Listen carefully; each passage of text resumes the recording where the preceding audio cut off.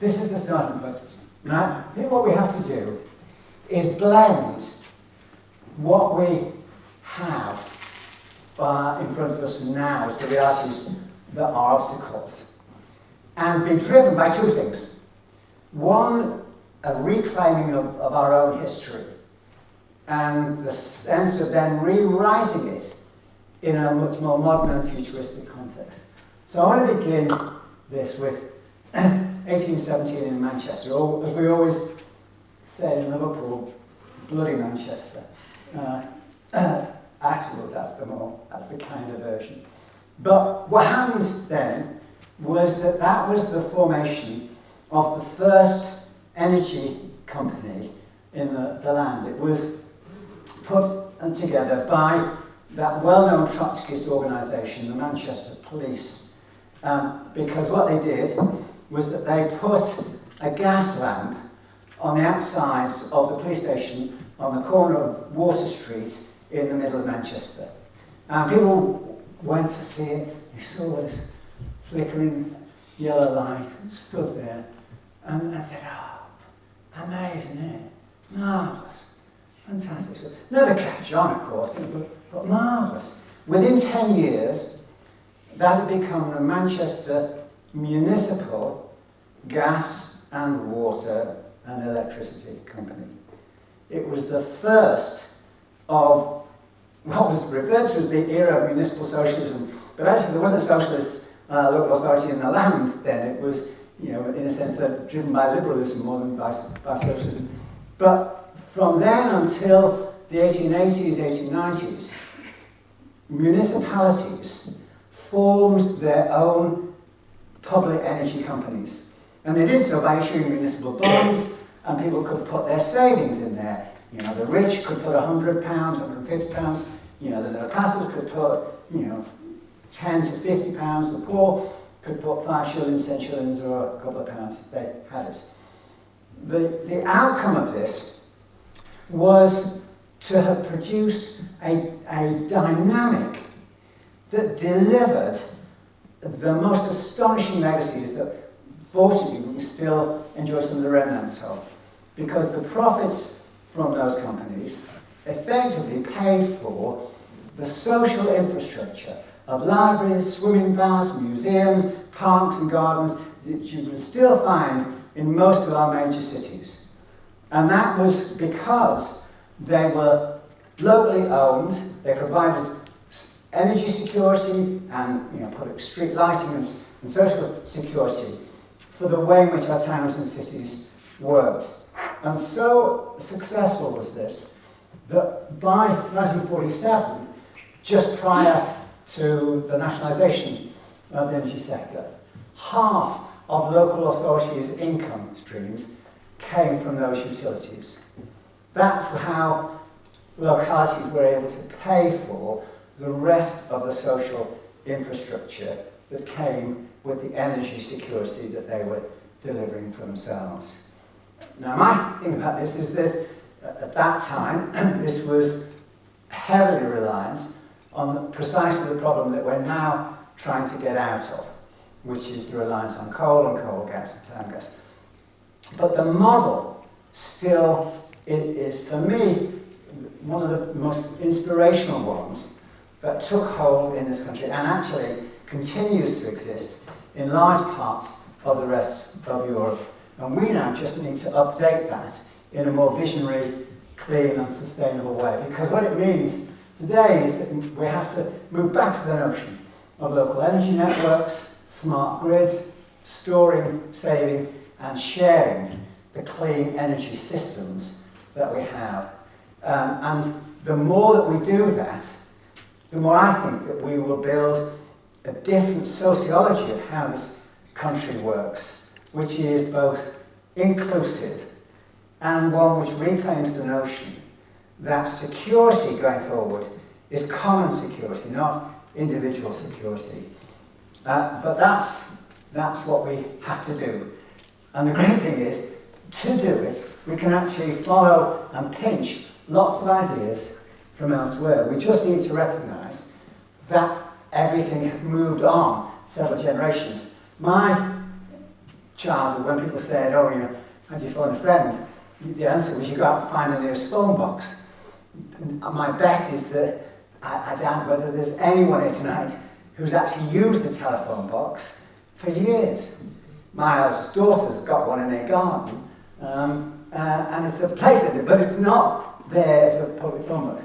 But technology is transforming the politics of energy too. And the energy sector knows that, and they are terrified of that, because we have come to accept that today's energy systems are and can only be one-way streets that go from the power station to the plug. And the notion that they can be interactive, that we can be not just consumers but prosumers, is one that the big energy interests in the UK fight tooth and claw to stop us engaging with. And the good news is that other countries have been much more successful in bursting that door open and beginning to do things in precisely the ways that we need to follow. So these are just a few of the examples of the where and how. Part of it, this is in Hamburg, as a group of MPs have a look at what they're doing, taking existing buildings, and that is one of the critical things. Much of our conversation about housing is about new build, but the reality is that we've got something like 25 to 30 million existing homes, which will continue to be the bulk of the properties that people will live in for the rest of their life, possibly for the rest of the century. So how we adapt those to make them, if not passive house standard or energy plus standard, how do we transform them so that they embrace the notion of being both energy saving and energy generating? And this one, existing block of flats in Hamburg, really seems to epitomise it. They put solar thermal on the roof, all the balustrades aren't just ordinary ones, they're solar PV systems. Internally, all of the wall coverings are PCM phase change materials, such that they absorb heat during the day and will release it of an evening. And it's tied in as well with thermal stores within the basements of the building and heat pumps as well to boost the circulation. So all of this can be done in a very ordinary, what are deemed to be inflexible blocks of flats complexes, but which can become contributors to the clean energy generating system and also the energy saving process. And that energy saving is probably the biggest part of the iceberg that we need to embrace. I just show this with a sense of sadness. This is what the country was doing up until 2012, but the successive series of austerity measures just pilloried our commitments to delivering loft insulation, cavity walls, or solid wall insulation. And if you want to look at where and how you generate employment, then that's where you start.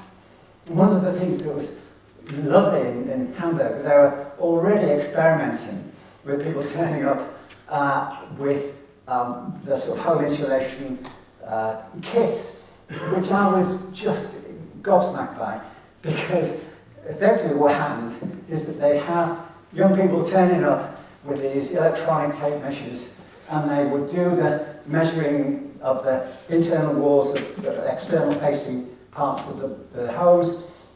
They would then produce an on-screen plan with all the doors and windows in the right places. They'd check it through with the occupants that they've got everything in the right place. When everyone was happy about that, they pressed the button, it sent the message off to the assembly plant that was also in Hamburg, which started to cut the panelling, so that was day one. Day two, the panelling arrived with the installer unit of workers. They put it in day two, and on day three, the decorators came and finished off and decorated. So forget this is going to be a 6 weeks to 6 months transformation process. This was 3 days, and you don't have to move the family out with decans, and everyone just felt that they were the leading edge of doing things smart.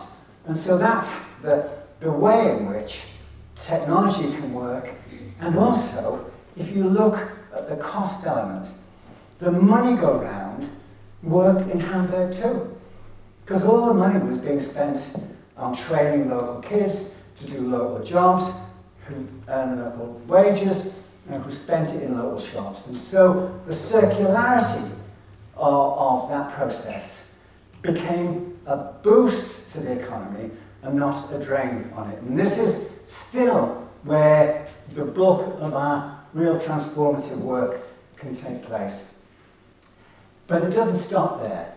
There are all sorts of ways in which parliaments can and should and must be pushed to take a role. And so should our major cities. France just passed a law now. All car parks that have more than 80 places have to have solar panels on the car park.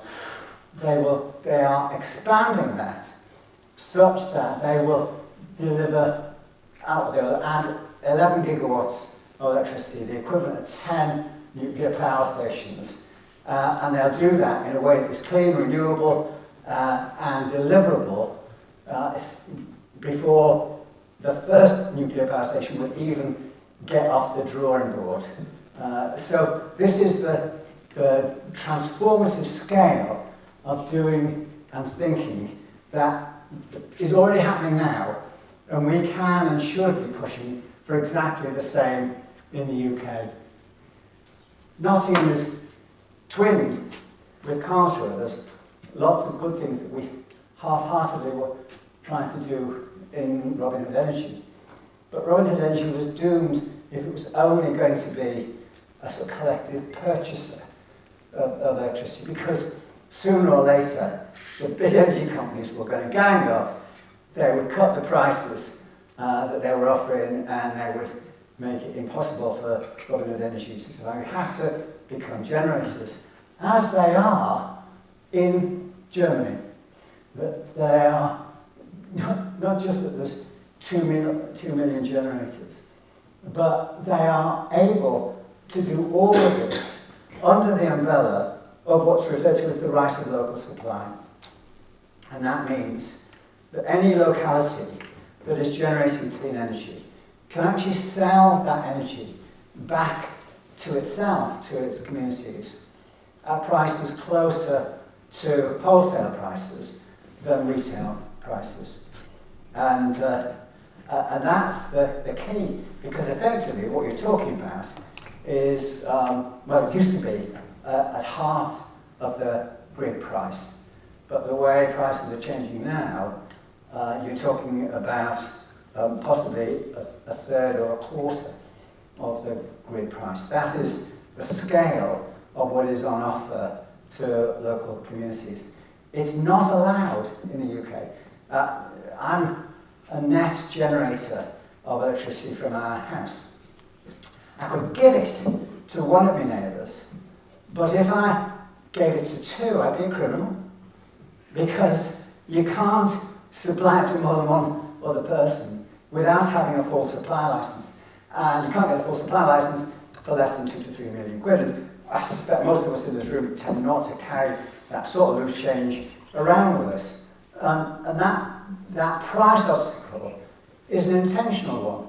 It is set in place in order to deter us taking roles that localise both production and distribution and accountability in the transformation, the shift into clean energy systems. If you're talking in the way that we have to be doing post-COP27 about timetables for delivering annual 10%, at least 10% annual cuts in carbon emissions, then that's also where you start, because just the sheer mathematics of what's happening in our current power system is that 50% of the energy that in the power system is actually lost at the power station. 70% in nuclear, but 50% of the energy generated is lost at the power station. And that's why we need to be thinking about a shift in the way we talk about it in favour of power systems rather than power stations. And that then brings us back to precisely the sort of models about where and how local democratic control and accountability become part of that process. What may sound sort of radical as a move from where we are now, we just need to remember that many of the local authorities that were doing this in the middle of the 19th century were not radical left local authorities at all. It embraced conservative authorities as well as predominantly liberal ones. But in a sense, that is exactly the picture that you find today in Germany and in Denmark and across big parts of the United States. It's the municipalization of the process, where accountability and the ability to then use the profits from those companies to also feed back into the well-being of their local communities. And the notion that 1 in 6 of the energy companies in today's Karlsruhe actually are energy generators that feed in to that local grid. People say, you know, the wind doesn't always blow, the sun doesn't always shine, and that's true. And so we have to look at energy storage too. And this is what's currently going on in almost everywhere apart from here. We're really low down. I don't think at any point you put in the list of where different countries were. But if I had done that, we would have been somewhere down here in the UK. And we don't look at investing in the how of energy storage. And yet, the intellectual resources, and as Bishop mentioned some of the professors of sustainability that we've got, many of them in this university actually know how to do that. Some have been involved in the energy storage system, microgrid, and Trent Basin. So the know-how is here, but the will to make use of that know-how and the entitlement to drive it in as local policy is the piece of the jigsaw that is missing. But we don't have to just store it as electricity. We have to widen the way we think about things. This, again, one of the other trips that I tried to get MPs to look at was this part of Munich in southern Germany, which is on the Ackermann-Bogen estate. This photograph actually is taken from a hill that overlooks the estate. This isn't the prettiest view of it, but the hill itself is covered in slides and swings and children's play equipment. But actually, the hill beneath that is a massive reservoir. And solar thermal heats the water that goes in, and is stored in the reservoir and then is circulated back around the apartments. It's also shared as part of the heating in the district heating system, and if need be, it's able to draw back in return. And this is just harvesting the heat from the sun to heat the water, to put it into a reservoir that gets reused during the times of the days when you actually want your apartments to be used. And it cuts people's heating requirements in half.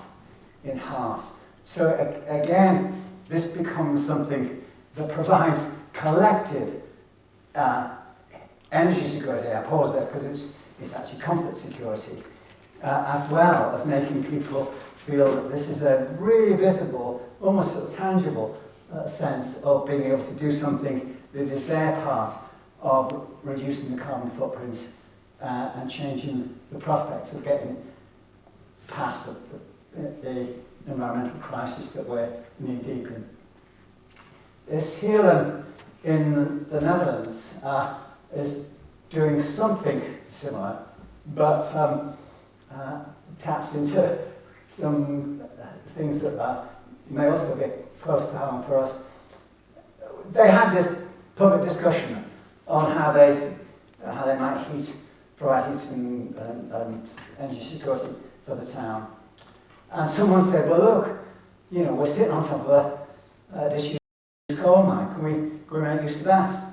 And what they've done is that they have drilled down in the disused galleries, and don't know what the distance, how many miles below the surface. They're now flooded, and the water temperature is bloody hot, permanently, everlasting. So that they run these steel-closed pipes of water down, the cold water is pumped down, hot water comes up, they use heat pumps on the surface, and they provide everlasting heat for the whole of the town. And this is fantastic. Could we do that? Something like that here? I contacted the British Geological Society in Loughborough. Turns out that the UK has 25,000 similarly disused and abandoned mines. They estimate that 1 in 4 of the population lives within ducting distance of that everlasting heating supply. If only we were to choose to embrace it. What gets in the way is that if you put yourself in the position of the big energy companies, the reason they oppose these sort of localised systems is that, first of all, they're bloody difficult to nationalise. Heat doesn't move well around electricity motorways. It's essentially local. That's where it has its greatest value. And if it's local, it's much more susceptible to the notion of local control and local accountability. And the big corporations don't find that consistent with their business model, which is to nationalise or internationalise, and to be able then to hold everyone at the consuming end to a degree of ransom economics, where you pay the price that you're told you have to pay. And this doesn't fit in with their model because it forces the pace of decentralisation, and with decentralisation comes the presumptions of much greater degrees of local accountability. So that's what's happening. There's the figures for the UK, and instead of racing down this path, instead of using the notion that we supplement, we provide heating with a shift into heat pumps, we last year we installed just over 50,000 heat pumps, but 1.7 million gas boilers. And the energy companies are still pushing the notion that we'll offer you a replacement boiler, but we still want it to be gas. And we won't do it on the basis of gas boilers with huge immersion water storage tanks, for which you could have solar thermal panels as well, or you could divert the surpluses from PV panels and then cut your energy bills in that way. All of this is to maintain the addiction to gas, and that is the addiction that supports their continuing from the extortionate rate of profiteering and pillaging of the planet. So that's what we have to break free from. And where I want to end is this. One way or another, the only pathways into a clean and sustainable future will come through empowering communities. This is a picture of a village called Schönau in southern Germany. And the reason that's important for me is that for Germany anyway, this is where everything started. It was post the Chernobyl disaster in 1986. And people in the village were understandably traumatized by this, and to such an extent that their town village meetings felt that they just had to go to their energy supplier, I think it was RWE, and say, henceforth we'd like to buy electricity from you, of course, but we'd like it to be non-nuclear. And everybody said, well, push it off. you get the electricity, we decide where we get it from. And they said, no, look what's happening in Chernobyl, this is a disaster. We want to be out of this, we've got to move into clean. And they said, well, if you want to do that, go and do it yourselves. And they said it to a woman whose name is Ursula Schradek, who was a primary school teacher at the time. And she was so cheesed off with them that she and her husband and dozens of others in the town went off and said, well, maybe that is what we have to do. And they fought for, I think, 2 or 3 years it took before they won the right to bid for the contract for supplying electricity to Chernobyl. And having got the right to bid, someone then said, well, how do we get the money? We haven't got the money. So they put out an appeal around the whole of Germany. And people sent 10 Deutschmarks, 50 Deutschmarks, 100 Deutschmarks. There was enough money that came in for them to actually win the tender, even though RWE had massively overpriced it. But they won the tender, took them to court, got at least half of the money back, and it became the first community-owned energy generating and distribution system in Germany. And that, as you saw, is now absolutely proliferated to over 800 communities that generate and share the energy system. Some of the areas, small towns, small villages, can be producing up to 5 times the amount of energy that they consume. What do they do with it? They share it with the neighbouring villages. And that, again, reinforces the recognition of our interdependencies in providing a secure energy framework and a secure climate for our kids. And so my final comment to you is this. You and I have to be the Ursula Schradeks of this moment. If we want there to be a decent future for our kids and for our grandkids, we have to be as bold as that primary school teacher was in tackling the insurmountable power of a big corporation, driven only by the belief that we desperately need to be doing something different. And if she can do it, so can we. I think the great thing is that if you just pooled the dreams and the abilities in this room, then we could do it. If we got everyone in this room to go out and share that with other people and brought it back into this room, I don't think there's anything that could stop us. But the urgent need is we've got to be doing it, and we've got to be doing it now. So that's it.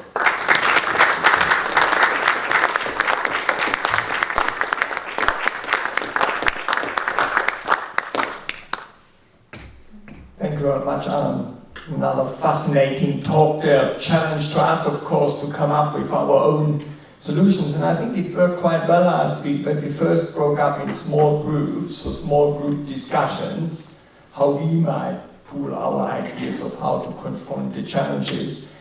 And then afterwards, we can feedback.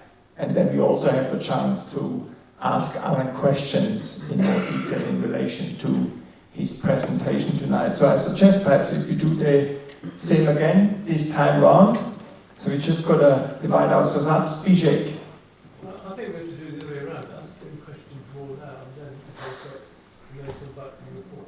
What's the feeling in the room? Would you like first to ask questions and then small groups? Show of hands, yeah, so. Let's do that. Fair enough. Let's do first. Let's say about 10 minutes, especially if it's a question in relation to understanding on points of the presentation, and then we move into small rooms. Do we have a Zbigniew? Can I make the first question then? Yeah, can I give you the microphone so we can all hear it? Thank you. Right, okay, so the fossil fuel industry uses the formula of return on investment as a way of working out where they're going to drill for gas, electricity, or whatever. And this is like the law that they use on whether they're going to give us a decent energy price. Now, there is another form of economics that we need to do, which is energy return on investment. In other words, if you look at this renewable energy here, where people are actually generating their own, the return on the investment is probably, 60 or 70% or times what you would get if you just looked at how much profit you're going to use on selling the energy based on just, like he said, if we could actually use our own, like I've got renewable energy generated from my roof, I could make a profit out of that. So I think that we need to change the form of economics that is used in energy, and that changes society. It's not based on profit, it's about providing useful energy. So it's called EROI rather than ROI. And it's called seed. So it's energy to create energy. So the amount of energy that goes into a renewable system like this has to be accounted for. You have to buy the solar panels and all that, and the planning and everything. So if we could just also use that as a way of tackling big fossil fuels and their economics, that would be important, I think. And I'm going to just come back on that one. Yeah. As you know, Bishop, I sort of now own up to being both a recovering politician and a lapsed economist. And so I understand the arguments between ROI and EROI. The truth of the matter, on the doorstep, if you try and have that discussion, within 30 seconds people's eyes glaze over. There's not the slightest sense of them being part of that journey with you. So we, I think, need a different starting point. And, I've had this argument with people in the Treasury, and even they go very quickly from the notion that they have this sort of sanctified formula that gives priorities to fossil fuel exploration and production. When you say to them, but if it's that good, why are you having to subsidise it? Because, the last budget is a really good example of this. For all the notion that there's a tax on the big energy companies, 97% of the tax that they would otherwise pay is written off if they put it into exploration of further oil and gas wells in the North Sea. So it's the notion that you don't have to pay tax if you're willing to make the problem worse. Now, this is the economics of the madhouse. And so for me, the starting point is a quite different one. We've just got to be saying to ourselves and to other people, whatever the idea is, okay, now just explain to me, how will that reduce the carbon emissions in the system by 10% this year, next year, the year that follows, and so on? How will it do that? And they have, at that point, they can't even begin the journey, because actually their livelihood depends upon the journey not taking place. Our livelihood actually hinges on it not taking place. So, that is the first thing. The second is, even if you believed in that, why would anyone in their right minds at the moment be investing in energy generation that is 7, 8, 9, 10 times more expensive than the electricity you generate from wind or solar? It is barking mad. You're just not going for the most deliverable, the most cost-effective, clean energy systems that are already there in place. Because it's the energy system, the market, that we're stuck with that is the problem. I said one other, I'll give you 2 final points just on this. One is the sense of disbelief from UK politicians when I took people to Denmark. And the Danish politicians were explaining that for them, they just redefine energy. It's not a market, it's a service. So you're not allowed, by law, you're not allowed to sell it for a profit. It is, you cover the cost of production, maintenance of the system, and improvement and extension of the system. But it's a social asset, not a speculative market. And that has existed in Denmark since the 73 oil crisis, or poleaxed their economy. And they said, we've just got to move to somewhere else. And they have the greatest level of grid stability of anywhere in Europe. So it doesn't bring instability, it brings the opposite. And so we need to look at things that deliver lower energy costs, greater energy stability, higher social inclusion. And in one of the villages where the MPs thought they'd try to catch people out, there's all this idea about local energy systems, local ownership. They said, okay, so if you're in charge of it and the village is running this, how do they react to price increases? And you cop it in the neck. And a small group of people who were meeting us said, oh, yeah, that's a tough one. And so they all stood back thinking, okay, we've nailed them here. And they said, so what do you do? And they said, wait on, when did we last have a price increase? I can't think of one. I don't know, not for 10 years, we haven't had any price increases. At which point, our part of the conversation completely imploded because politically, they just took it for granted that price increases inexorably came as and when energy companies decided to raise them. But the idea that you could have something that was not for profit and was price stable was a shock to the system. But it's there. It's there. No, we have to just be the ones who bring those elements of seditious tales into the lives of people here. And we can do it in all sorts of interesting ways. I mean, Patrick is here tonight running the Mammoth Theatre cinema in the middle of Nottingham, the Lace Market. It's the climate cinema. It's a fantastic one. Well, and, in a sense, he brings the intellectual contraband of visual images and stories of this sort of stuff happening all around the world. Well, we need to be taking all our kids to see this. We need to get the kids to take their grandparents to see it. We need the grandparents to be getting on to their parents to push for it. Because this is, when we see what is happening, the reaction at a public level is, why aren't we doing that? You don't have to begin from the abstract. You begin from what people can see and then know and recognise as happening elsewhere. So I don't think we need to get immersed in economists' formulas. We need to engage with the practicalities that deliver energy security, lower energy costs, and lower carbon footprints in everyday life. Thank you. Any